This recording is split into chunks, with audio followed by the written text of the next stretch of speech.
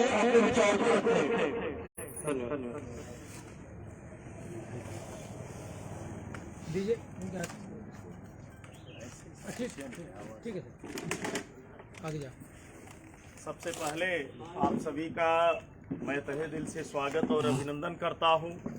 ये राष्ट्रव्यापी ईवीएम भंडाफोड़ परिवर्तन यात्रा भारत मुक्ति मोर्चा के राष्ट्रीय अध्यक्ष मान्यवर वावन मेश्राम साहब के नेतृत्व में कन्याकुमारी से लेकर कश्मीर तक के लिए आरंभ की गई। यह परिवर्तन यात्रा 365 दिन भारत में चलने वाली है।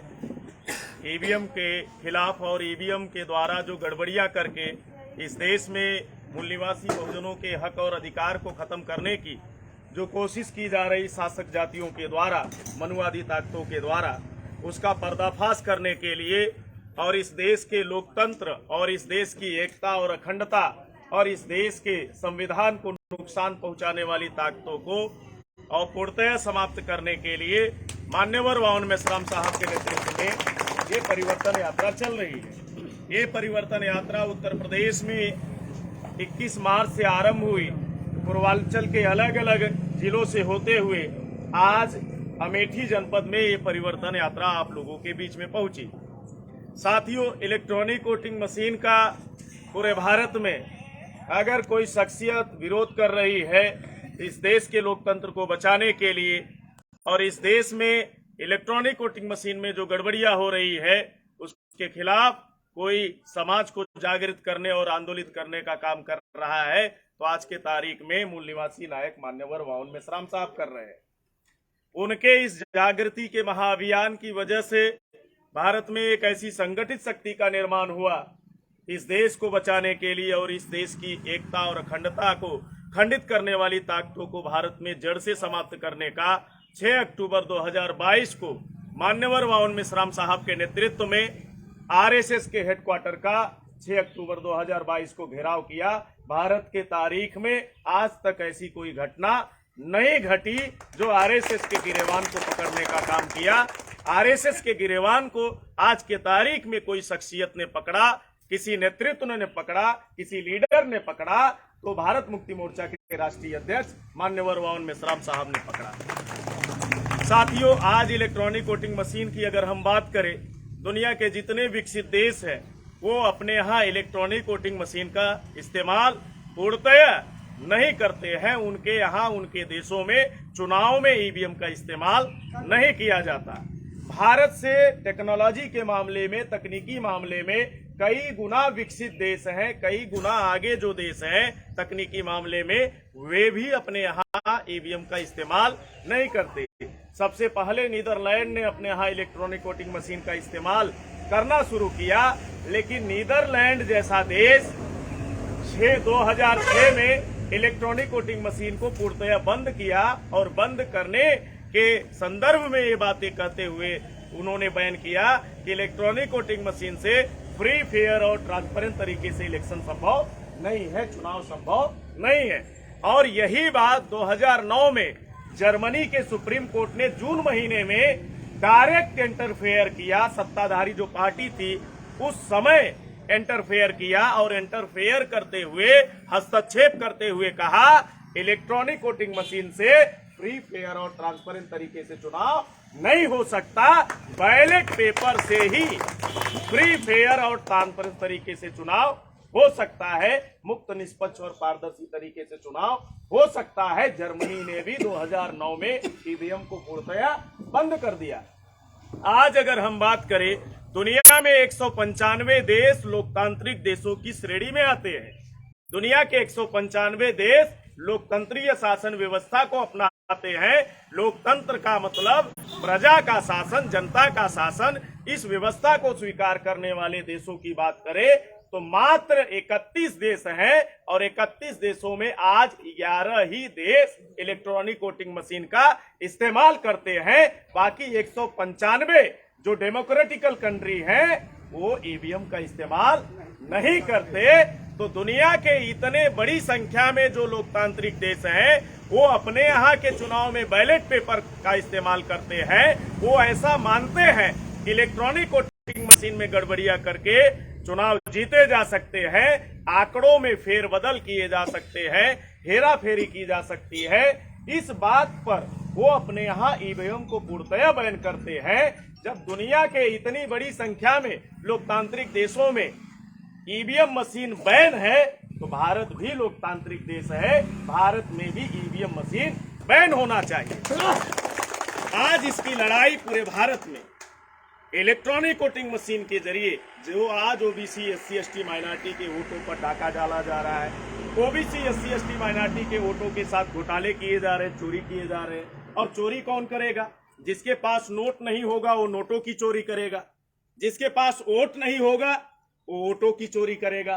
3.5% मनुवादियों की औकात नहीं है कि अपने वोट से वो गांव का सदस्य तक बन पाए, चुन पाए, सरपंच बनने की तो बात छोड़ दीजिए। आज पूरी व्यवस्था पे जो काबिज लोग हैं, पिछले 2 दशक से इलेक्ट्रॉनिक वोटिंग मशीन का इस्तेमाल करके कांग्रेस के लोग, बीजेपी के लोग सत्ता में जाने का काम कर रहे हैं। आखिर इलेक्ट्रॉनिक वोटिंग मशीन का इस्तेमाल करने की और हमारे वोटों पर डाका डालने की जरूरत क्यों पड़ी? इस देश में बहुजन नायक मान्यवर काशीराम साहब ने जब समाज के अंदर जागृति पैदा की, चेतना पैदा की, वोट के महत्व को, कीमत को समझाया समाज को, तो समाज के अंदर से आवाज उठकर आई कि वोट हमारा, राज तुम्हारा नहीं चलेगा, नहीं चलेगा।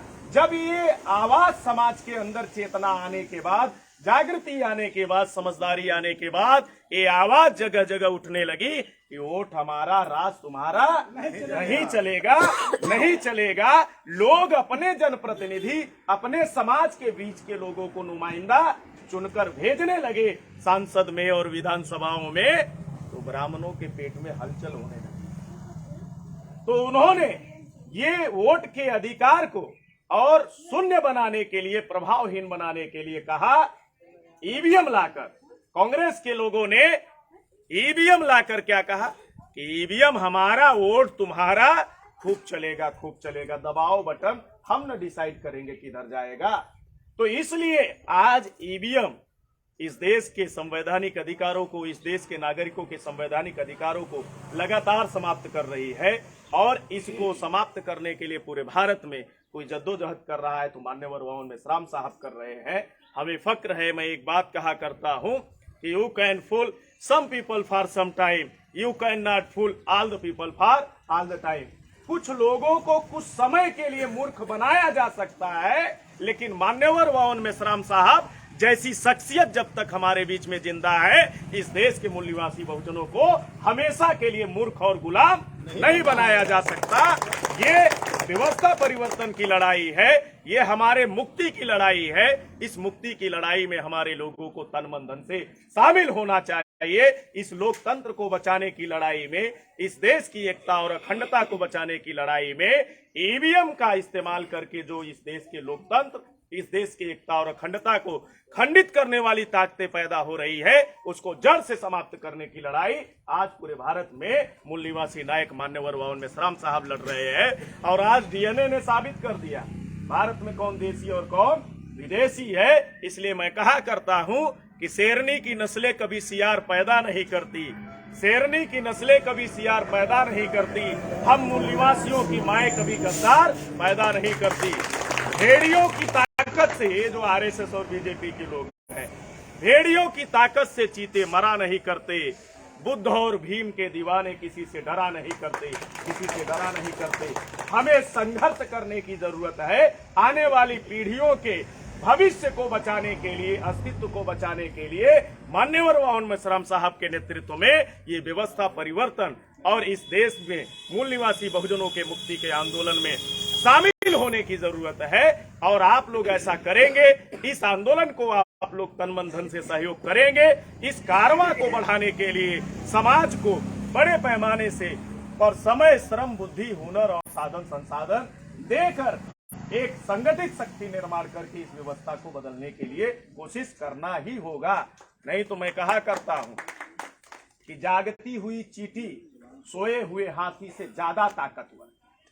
जागती हुई जो चींटी है, ये मनुवादी 3.5% लोग हैं, लेकिन ये जाग रहे हैं, इनका समाज जगा हुआ है। ये हाथी जैसा समाज सोया हुआ है, जिसकी वजह से ये चींटी जैसा समाज हम पर राज कर रहा है।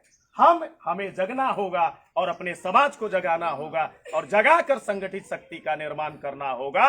और संगठित शक्ति निर्माण करने के लिए समय, श्रम, हुनर, बुद्धि, साधन, संसाधन देना चाहिए। और मान्यवर वाउन मेश्राम साहब की इस कारवा को बढ़ाने के लिए मैं अपील करता हूं कि कीमत चुकाए बगैर कोई तब्दीली होने वाली नहीं है। जैसे नेताजी सुभाष चंद्र बोस ने कहा, तुम मुझे खून दो मैं तुम्हें आजादी दूंगा। क्या कहा? तुम मुझे खून दो मैं तुम्हें आजादी दूंगा। और डॉक्टर बाबा साहब अम्बेडकर क्या कहते? कीमत चुकाए बगैर कोई परिवर्तन संभव नहीं है। और नेताजी ऐसा भी कर सकते थे कि ये आजादी ले लो, जब फुर्सत लगे तो खून दे देना। पहले कहा कीमत चुकाना होगा, तुम मुझे खून दो मैं तुम्हें आजादी दूंगा। तो इस कारवां को बढ़ाने के लिए हमारे लोगों को 1 रुपए से लेकर जितना हो सकता है साथ सहयोग करना चाहिए।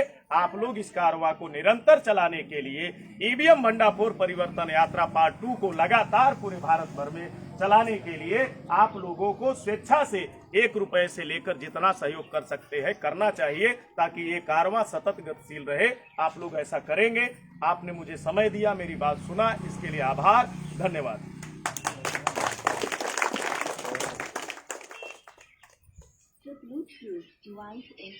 धन्यवाद सर।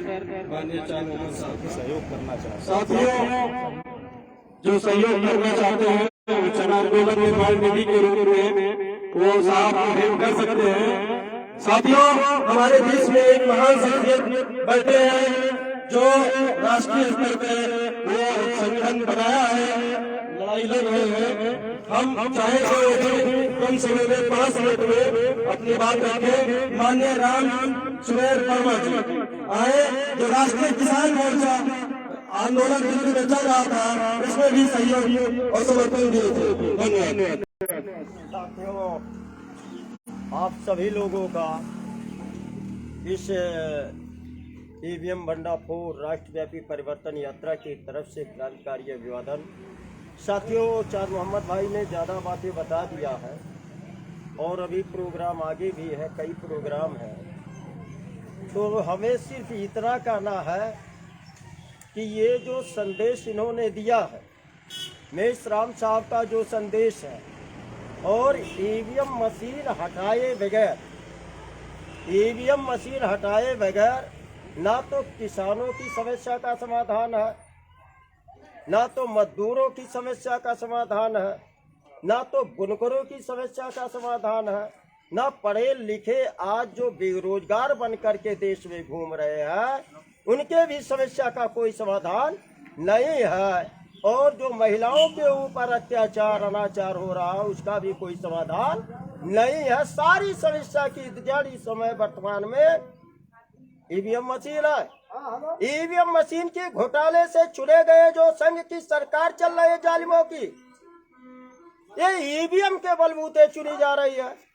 किसान दुखी है तो ईवीएम के वजह से, मजदूर दुखी है ईवीएम के वजह, यानी सारा दुख का कारण अगर ईवीएम है तो ईवीएम हटाने के लिए हमें कम से कम 6 लाख गांव में ये प्रचार करना होगा। अभी तो प्रचार हो गया, अब इसका प्रसार करना है, फैला देना है किसानों में, मजदूरों में, महिलाओं में, बुनकरों में, बेरोजगार नौजवान, यानी जो व्यवस्था से 96% पीड़ित है, इस ब्राह्मणी व्यवस्था से पीड़ित है। तो इस पीड़ा के वजह से आज हम सारे लोग फटेहाल स्थिति में जी रहे हैं। महंगाई थोप दी गई है, सब कुछ सत्यानाश हो रहा था। इसी स्थिति में हमें ईवीएम मशीन तोड़वाने के लिए 6 लाख गाँव में ताकत निर्माण करना। 6 लाख गाँव में आप लोग से एक निवेदन है कि दुनिया शक्ति को सलाम करती है और कमजोर को कोई ताकत भी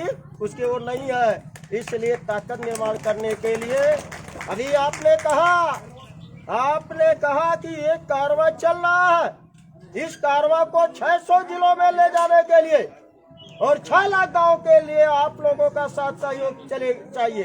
ये सोनिया गांधी के खून से नहीं चल रहा है गाड़ियां, ये मोहन भागवत के खून से नहीं चल रहा, अडानी अंबानी टाटा बिरला के खून से नहीं चल रहा है, ये जालिमों के खून से गाड़ी नहीं चलती है। गाड़ी चलती है अपने लोगों के साथ सहयोग से। तो थुकनी फुकनी गांजा बीड़ी कोकीन मार्फिन दारू शराब ताड़ी से बचा करके अगर 1-1 रुपया आप लोग दोगे तो हमारी संख्या कितना है? नियर अबाउट देश की पॉपुलेशन 140 करोड़, हमारी संख्या 115 करोड़। अगर 15 करोड़ बट्टा लगा दो तो कितना हमारे लोग बचे? 100 करोड़। और 100 करोड़ पर डे 1-1 रुपया थुकनी फुकनी। फुकनी जानते हो? मुँह से खाए मुँह से थूके। फुकनी जला करके दिल जलाए, परिवार जलाए, पूरा देश जलाओ, ये फुकनी। फुकनी फुकनी गांजा, ये ताड़ी शराब जो आपका नाश करता है, शरीर का नाश करता है, परिवार का नाश करता है, समाज देश का नाश। इससे बचा करके इस आजादी के लिए देना चाहिए नहीं देना चाहिए? देना चाहिए नहीं देना चाहिए? कितने लोग तैयार हैं? ईवीएम मशीन तब तक नहीं हटेगा जब तक आप लोग बुद्धि, हुनर, पैसा, समय, श्रम ये नहीं लगाओगे, तब तक ये मामला बनने वाला नहीं। हाँ, आप लोग ईमानदार हो। किसान, मजदूर, महिला, युवा, बेरोजगार, नौजवान है, बेईमान तो वही संघ की सरकार है, संघ भ्रमण है। तो आप लोग अपनी लड़ाई जीतने के लिए साधन संसाधन का साथ सहयोग। कौन 85 1 रुपये में आजादी, ये टेस्ट है। कौन लोग आजादी चाहते हैं? हमारे लोग कहते हैं बिल्ली के गले में घंटी बांधी जा, बिल्ली के गले में घंटी बांधी जा, कौन चूहा बांधेगा? अरे अच्छे काम की शुरुआत अच्छे लोग करते हैं। जो अच्छे लोग समझ रहे हैं हम हैं, उनको शुरुआत करनी चाहिए। आपके तरफ से भी सहयोग, आपके तरफ से 200 रुपये का सहयोग, आपको तुरंत कार्यवादन, आपके तरफ से भी सहयोग सबको देना चाहिए। शेयर के बगैर हिस्सा मिलने वाला नहीं है। नो शेयर नो हिस्सा, नो शेयर नो हिस्सा, शेयर पर हिस्सा है। देखो आ रहा फटाफट। लोग कहते हैं कि शुरुआत करेंगे, ये बच्ची के तरफ से भी हाँ भाई फटाफट देरी मत करो। जिसको लगता है कि आजादी चाहिए कि वह चुका दे।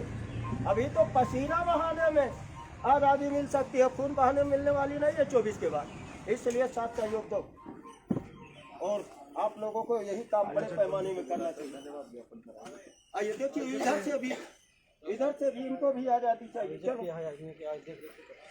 दीजिए ना चाचा को दीजिए। है राम कुमार, अरे क्या नाम है?